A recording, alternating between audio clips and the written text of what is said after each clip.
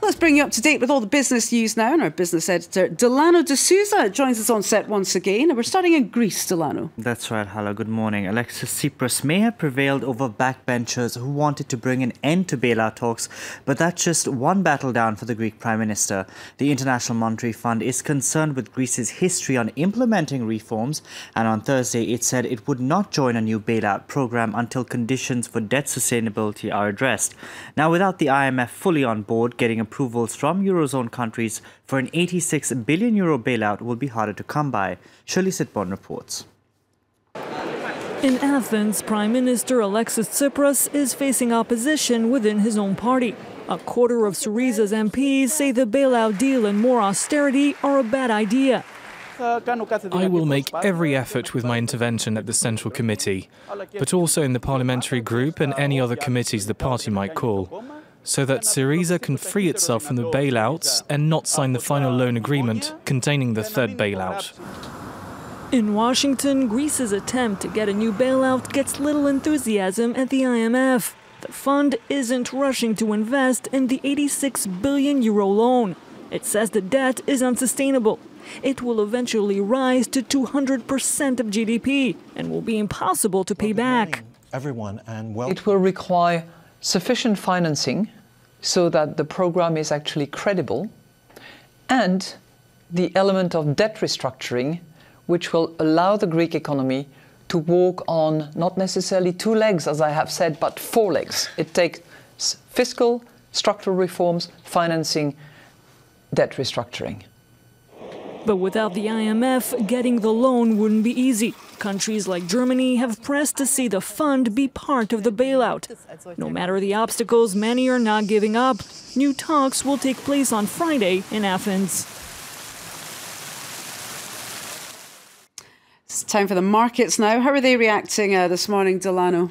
Well, European shares have just begun trading, and the main indices open Friday in the green. The CAC 40 here in Paris opening the session up 0.3%, a string of data from Carrefour, ArcelorMittal and Airbus weighing on market sentiment. Over in Asia, meanwhile, indices are higher for the most part, but the volatility in China is still continuing. Sentiment is down after news reports reveal the securities regulator is investigating the impact of automated trading on the market. There you can see Shanghai down around over 1% at this hour. Now, ministers from 12 nations are trying to hammer out the final sticking points on a trans-Pacific trade deal. The plan is to eventually cut trade barriers and set common standards for 40% of the world's economy. Negotiators say they want to finalize the deal this week, although hurdles related to dairy exports and medicines remain. Meanwhile, the United States has proposed setting up a forum to stop countries from manipulating exchange rates as part of the talks, but Japan says it isn't the place. Take a listen. It is not a place to negotiate currency exchange rates, which I think have been properly dealt with by the International Monetary Fund, the Group of 7, and the Group of 20 major economies. Even if the United States and Japan do such a thing bilaterally, I don't think that other countries will accept it. Let's take a look at some of the other stories making headlines at this hour.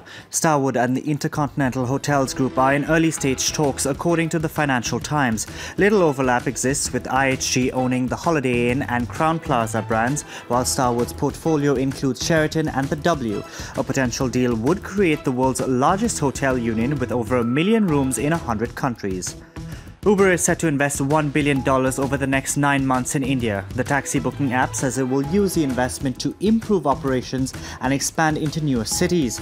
Last December, the Indian government imposed a ban on Uber in New Delhi after a driver was accused of rape. But in July, a court in the capital revoked the ban. And France and Russia have agreed on a refund amount for an undelivered French warship. The €1.2 billion deal for the Mistral was supposed to be the largest arms deal to a non-NATO country. France scrapped the delivery of the warship over Russia's alleged involvement in the Ukraine crisis. Let's round up the business news then, Delano, something a bit lighter. We've got an update on the fates of former Top Gear host Jeremy Clarkson. He's gotten a second chance, hasn't he? Jeremy Clarkson and his former co-presenters have signed an exclusive agreement with Amazon. The trio will present a new show for the online retailer's Amazon Prime service. They have reportedly been paid a record $250 million for 36 episodes that will span 3 years. The new show will directly compete with the BBC's Top Gear. In March, Jeremy Clarkson was fired from the network after physically and verbally abusing a producer. Oh, good for him. Good. Not sure I'd get the same payout if I punched my colleagues, but there we are. Yeah, and definitely not get paid that much. But